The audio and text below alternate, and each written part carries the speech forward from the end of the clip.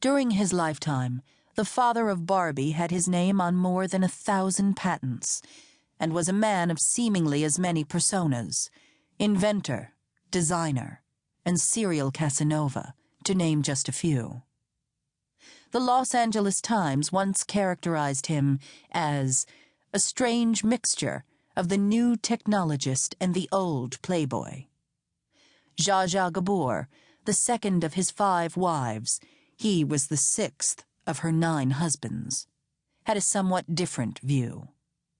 She described the father of Barbie this way: "My knight in shining armor, the inhabitant of a fairy tale castle, Jack, my new husband, was a full-blown 70s-style swinger, into wife-swapping and sundry sexual pursuits as a way of life."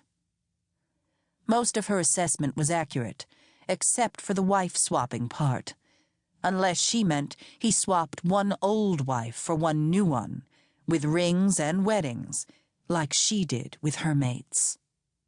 Except for a small circle of confidants, few knew that the father of Barbie was a mass of treatable and untreatable emotional problems and addictions, including what later became known as hypersexuality, a manic need for sexual gratification, which was one of the symptoms of his bipolar disorder, a well-kept secret, and an illness that explained his compulsive womanizing.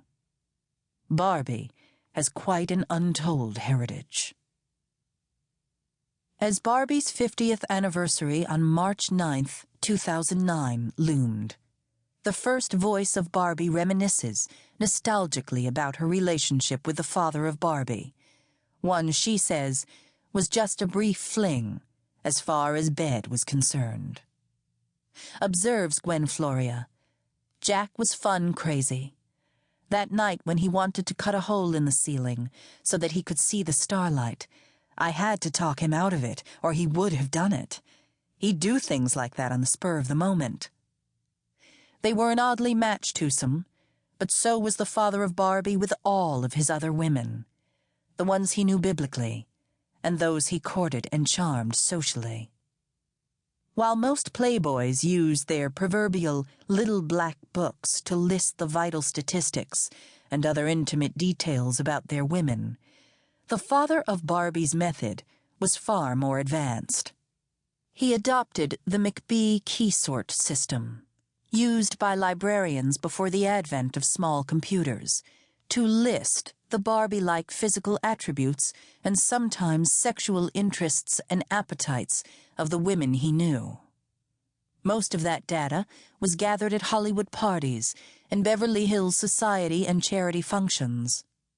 It was entered into the system by his coterie of beautiful social secretaries, such as statuesque Gun Sundberg, a former Miss Scandinavia, and Swedish Tanning Secrets TV commercial Knockout.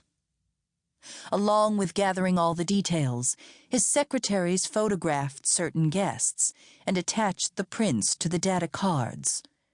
The information in Ryan's 8 address books was also added to the mix.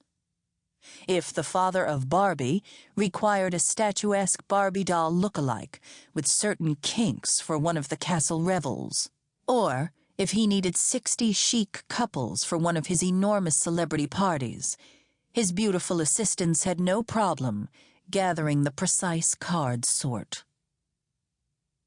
Whereas the voice of Barbie was 6'1" in heels, the father of Barbie was a diminutive 5'8", and that was in his custom-made elevator shoes imported from churches of London, which gave him at least 3 more inches. My being taller than him was always something that he loved, like a real-life Barbie doll, relates the voice of Barbie.